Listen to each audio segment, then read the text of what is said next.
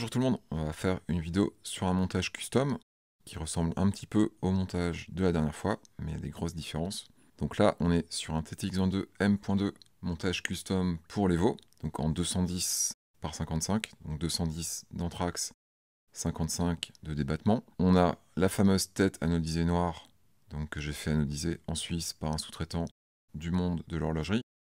Donc c'est pas de la peinture, hein, c'est anodisé. Et on a un ressort noir qui va avec. On est sur une tête M.2 side by side. Donc ça c'est la tête qui est demandée pour le Levo. L'œillet positionné à 45 degrés. En interne, on est allé sur un setting assez élevé. Donc on est sur le setting R. Donc R comme racing, pas comme l'air qu'on respire. Donc ça veut dire qu'on n'est pas du tout sur un setting traditionnel de TTX22M classique. On est sur un setting qui est beaucoup plus avancé et qui est fait pour un pilote beaucoup plus exigeant. Donc je vous laisse regarder un petit peu ce que ça donne au niveau définition de la tête cylindrique anodisée. Donc c'est super propre, hein. Moi quand j'ai vu le travail, je m'attendais pas à ça. Au niveau du ressort, c'est un ressort noir d'origine Can Creek, donc qui sont parfaitement compatibles avec les amortisseurs Öhlins.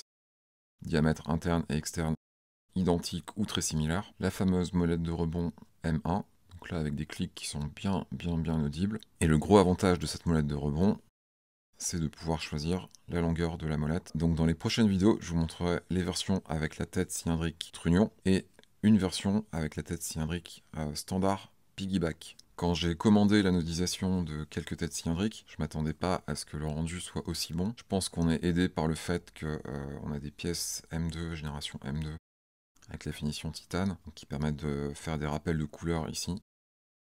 Si on était sur du pur M1 ou M2 tout anodisé noir, je pense pas que ça rendrait aussi bien que ça. Voilà, donc dans les prochaines vidéos, je vous montrerai les versions avec les têtes trunnion et aussi la tête standard piggyback. J'espère que c'était intéressant, à la prochaine.